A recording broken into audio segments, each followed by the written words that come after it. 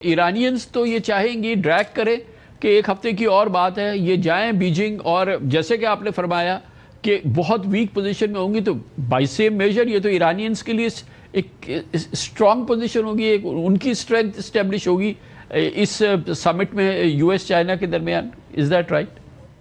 हो सकता है, ये बिल्कुल हो सकता है। इसलिए कि लगता ये है कि हर इंडिकेशन से हमें ये पता चल रहा है कि Iran is no in no hurry. आज भी उनके स्पोक्समैन ने ये कहा है कि जी हमें वक्त चाहिए, कि जो ड्राफ्ट वापस आया है अमेरिका से, वही जो ईरानियन 15 पॉइंट प्लान है या तजवीज़ है, प्रपोजल है, उसको वो स्टडी करने के लिए कहते हैं कि हमें तो टाइम चाहिए। तो मैं समझती हूँ कि यस, इट्स पॉसिबल कि ईरान चाहे कि अमेरिका गोज टू चाइना या American president goes to China with weak hand. और ये मत भूलें कि अभी ईरानियन फॉरेन मिनिस्टर चीन से होके आए हैं। So there is very close, आप कह सकते हैं, consultation between Beijing and Tehran. तो अब इसके लिए तो फिर बहुत बड़ा चैलेंज है ना ट्रंप के लिए। अच्छा, जैसे आपने पहले भी जिक्र किया कि उस पर भी थोड़ी बात हो सकती है कि डोमेस्टिक प्रेशर बहुत बढ़ गया है ट्रंप पे पहले से, बहुत ज्यादा। और उनके पोल्स, उनकी रेटिंग्स, उनकी तमाम चीज़ें जो हैं वो लिटरली सिंक कर रही हैं। और आगे फिर जाहिर है कि मिड टर्म्स भी आ रहे हैं।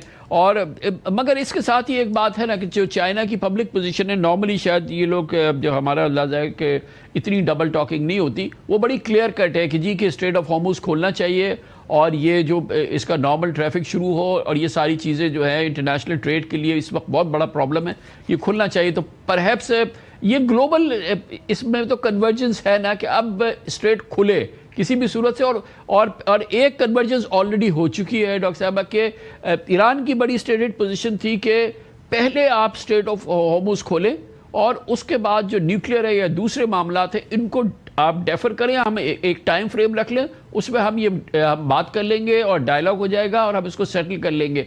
यूएस जितनी भी पब्लिक स्टेटमेंट्स आई हैं पिछले 3-4 रोज में, ये चीज़ मान चुका है परहैप्स के जी कि हाँ ठीक है, हम स्ट्रेट पहले खोलते हैं और फिर बाकी एक मेमोरेंडम ऑफ स्टैंडिंग हो जाए, एमओयू बन जाए, एक फ्रेमवर्क बन जाए, and then we will negotiate. तो परहैप्स एक कन्वर्जेंस इनकी हो चुकी है।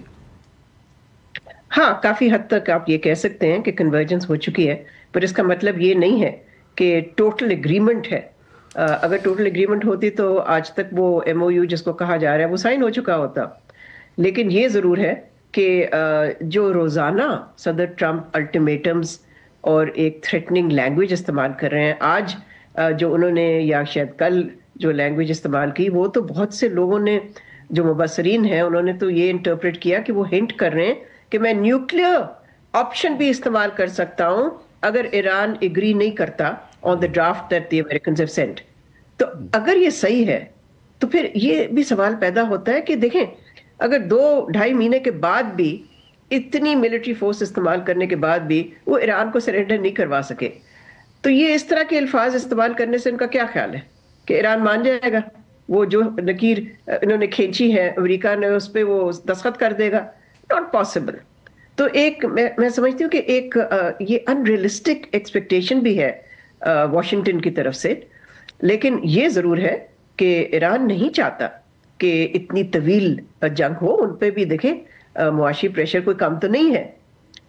काफी उन्होंने जाहिर है बहुत सालों से, डेकेड से सैंक्शंस का मुकाबला किया है, जिससे कि उनकी इकोनॉमी बहुत ही कमजोर और फ्रेजाइल है, और अब इस जंग के दबाव से और ही कमजोर हो रही है। तो जाहिर है वो भी नहीं चाहते। लेकिन Iran will not agree to a deal on America's terms. So America को भी लचक दिखानी पड़ेगी। neither will US